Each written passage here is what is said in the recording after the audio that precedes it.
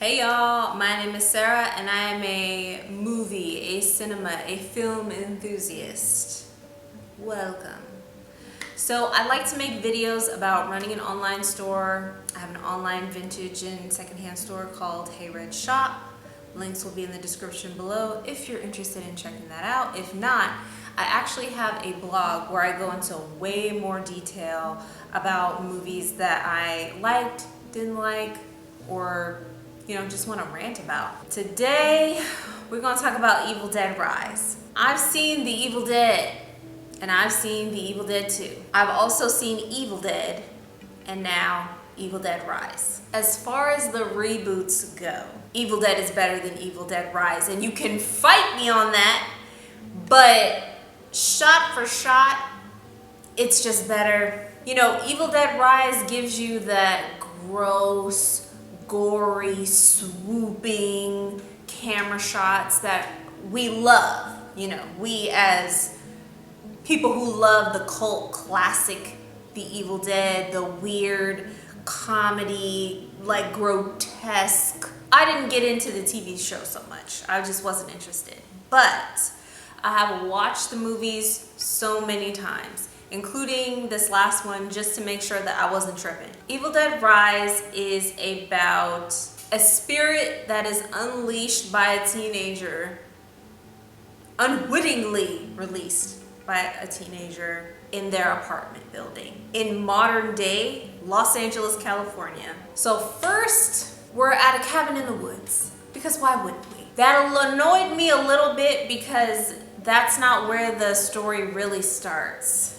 They were trying to do too much, guys. They were trying to do too much. So where the movie starts is a day into the future. So we're at a cabin in the woods. There's a couple of young 20-somethings just having fun on the lake. One random dude is flying a drone, and the other girl is reading a whole physical book. She gets up, she's like annoyed by him, walks to the cabin where her cousin is sick. Apparently she doesn't feel very well. Little case of possession. If you're familiar with Evil Dead, you know what happens when the possessed be possessing. The scene that I love the most out of all of the opening sequences is while she's lying on the bed, like facing the other direction. We don't even see her face, and yet somehow she is reading aloud lines from the book that her cousin is reading. That was creepy and weird, especially because, and was so in sync with that moment that it just, gave me goosebumps. I was like, okay, here we go. That drone thing was really annoying, but here we are taking it back. Confrontation ensues, violence, gore. The drone is used, to self-mutilate. Duh.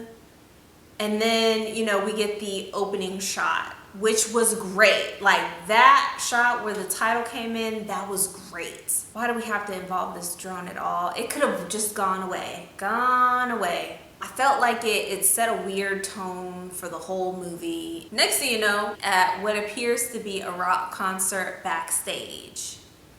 And moving, suddenly we're in a bathroom where a young woman is taking a pregnancy test.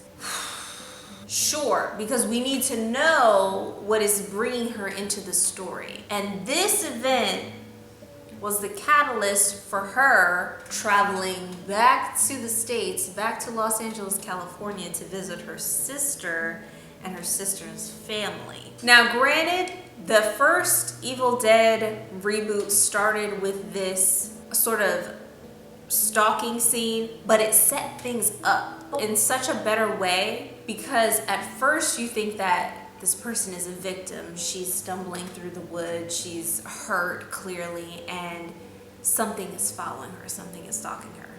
She's knocked unconscious, and you're given the impression that the people that are doing this are like awful people. In the next scene, which is very emotional, it is revealed that no, she is the perpetrator, that she has been possessed, and during that time did some very naughty things. things. It sets the viewer up for the okie-doke, like, oh, what you think is the truth is not the truth. Here was like, so many things were telegraphed or such obvious foreshadowing, but not done consistently. I feel like if it was done consistently and everything was heavy-handed, then we might have something there.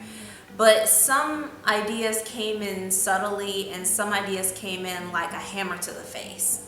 Like her with this pregnancy test and then her going home to visit her sister. All of a sudden in the middle of the tour that, you know, apparently she's very career focused to the point where she's been ignoring messages from her sister. And she's been going through a whole ass separation from her partner. That is the catalyst. She comes back home to her sister's quintessentially appealing 1950s, 1960s Art Deco apartment building. One of the kids, you know, is into music and has a turntable and a bunch of vinyls, and the other one is trying to get to a protest. Sure, you know, the house is full of vintage stuff, and their mom is creating what looks like a custom sort of tattoo machine. Oh, it's so quirky and interesting, isn't it? I didn't care. It was so superficially appealing that outside of that, I was trying to figure out what it is about them that we're supposed to feel, you know, besides the fact that they're young and they're children, you know, teenagers. Oh, the possibilities of their lives lay ahead of them. Besides that, so sister comes home, gets caught up on the family drama. There's an earthquake, coincidentally. The kids find a hole in the ground, climb down into the hole. It turns out that there's a kind of like a vault full of crosses and depictions of Jesus on the cross hanging over all of these books and vinyls. Coincidentally, the musically inclined child decides to climb down there, steal some of the vinyls and one of the books, climb back up, again, this is after the earthquake, and go home, taking the elevator up to their apartment.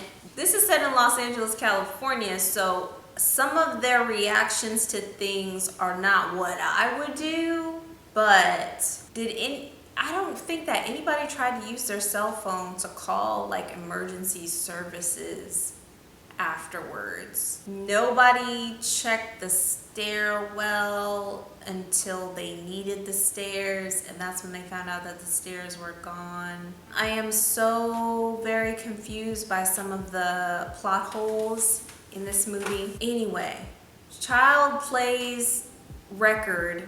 Record has priest reciting prayer or curse or incantation, and that invokes the spirit, this malevolent spirit.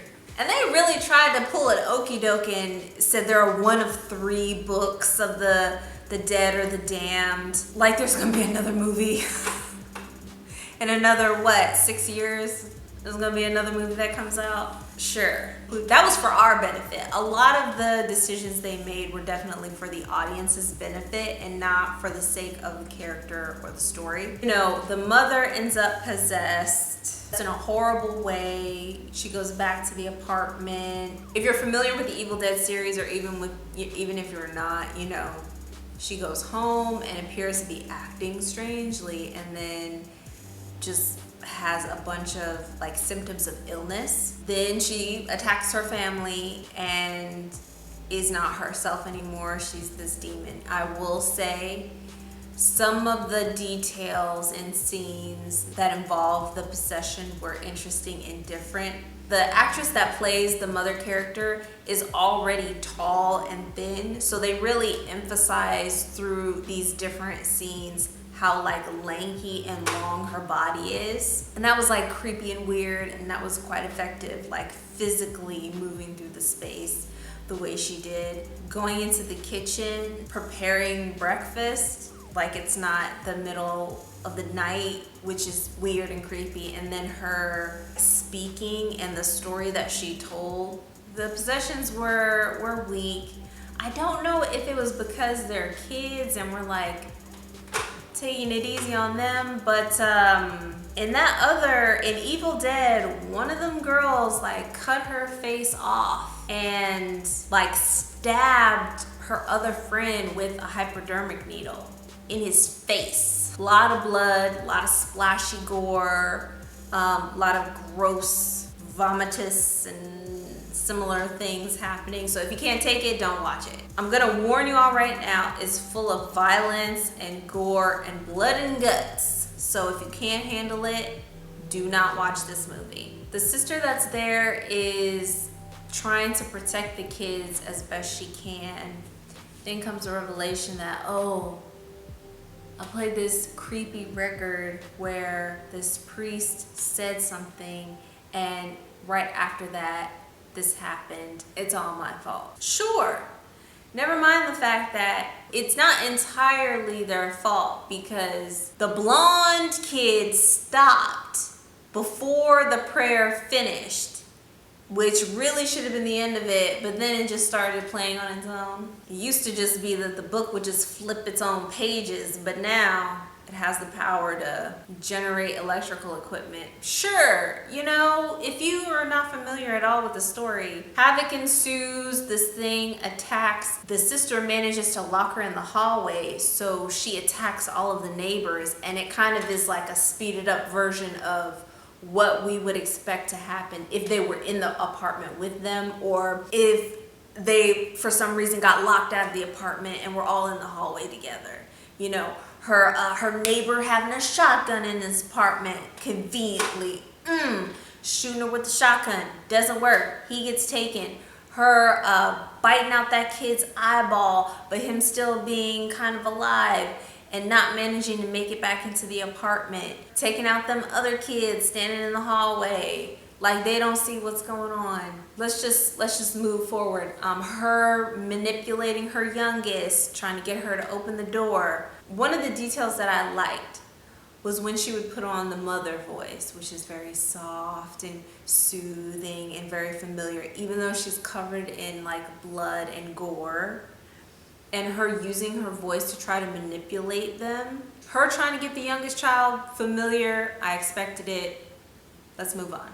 So the sister manages to get the youngest out of the building into the basement, and there's a final showdown in the parking garage where the thing that was their neighbors and her sister and their family is ground up by what looks like a wood chipper. All the information that we have points to that should have been the end of it. But then somehow, half a day later, because all this happened in the middle of the night, it's the next day, and one of the neighbors from the lower floor, she comes out from the stairwell, and then boom, she ends up getting possessed by this thing. So now I have questions. I have so many questions. Number one, were there 2 stairwells? If there were 2 stairwells in the building, why didn't they just go down the other stairwell? Which leads me to believe there was only 1 stairwell in the building, and somehow that floor, the stairwell was completely broken and you couldn't get to it, but the floors below that didn't have no problems. I mean, nobody saw anything to maybe report, call the cops, call the ambulance or anything. Somehow she was able to be in 1 floor below them, was able to get out of the building without seeing anything until she got into the garage, saw the blood, and hoo-ha-ha, left. And then she ends up getting possessed. Her plan was to drive out to a cabin, and somehow, even though it only took mere minutes for the mother character to be possessed, she manages to drive this car all the way out to a cabin in the woods, and it's there that she becomes more sick and then begins to like torment them.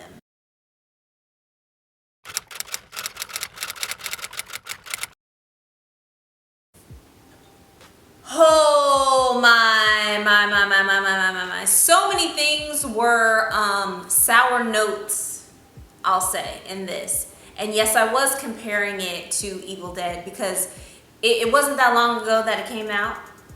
The people still remember. And it just has a much better story. It has much more authentic characters. I don't like, as far as the cinematography, that feels the same. The way they use cameras, the movement, the swoops, the too close perspectives, like in the case of Evil Dead Rise, looking through the keyhole. I get it. I see the nods to the previous films. Where y'all lose me is trying to cater to a younger generation that may not be familiar with the Evil Dead movies. It's Evil Dead.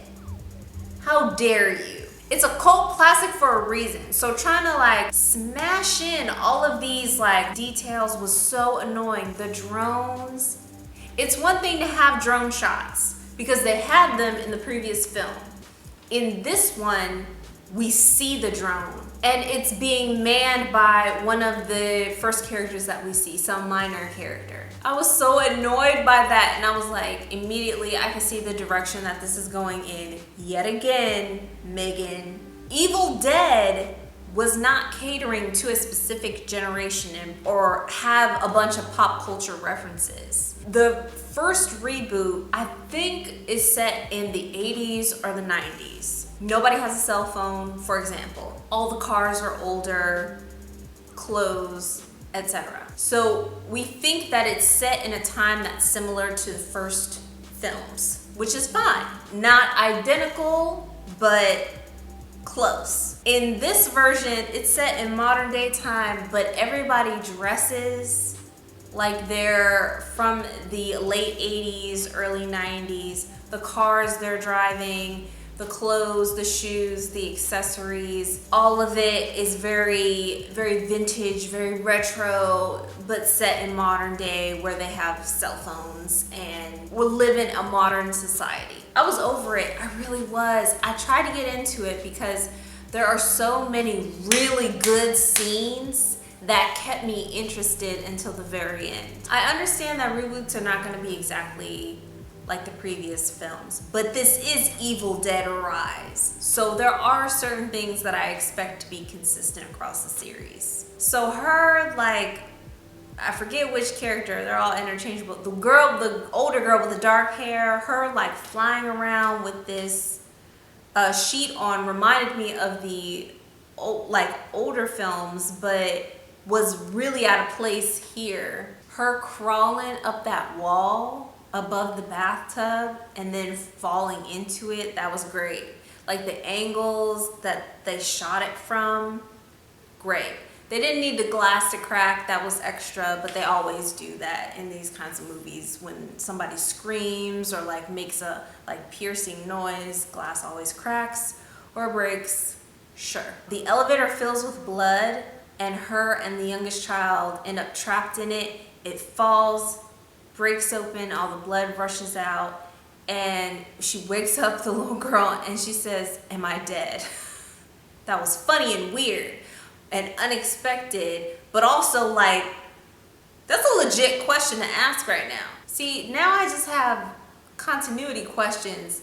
I don't really care about the characters or what happens to them or how the story would continue on. I just want to know, like, how did she get out of the building without noticing that the stairs above aren't there anymore, or that there's blood all over the lobby, or that the elevator exploded, or that the elevator is not there anymore? Why didn't this thing possess other people in the building and then just get out so that it could just do more like demon, malicious spirit type of things? In the other Evil Dead movie, they're in a cabin in the woods, so there's just nobody else around. So that makes a lot more sense. Here, they're in the middle of Los Angeles. There's like hundreds of thousands of people around. It was a very weird sort of shift to make. Okay, so my camera overheated, so I'm gonna finish this on my phone. Y'all enjoying my Kerry Washington impersonation? Something different. Anyway, as I was saying, are her sister's children her children? Did y'all get that too? Because I kept over and over and over again, there were little inferences that make it seem like she has taken in one of her children before, or that she's been in this exact same situation before. Either way, I don't care. All we know about her is that she works for somebody famous, recognizably famous, that she's like cool, you know, and that she's pregnant.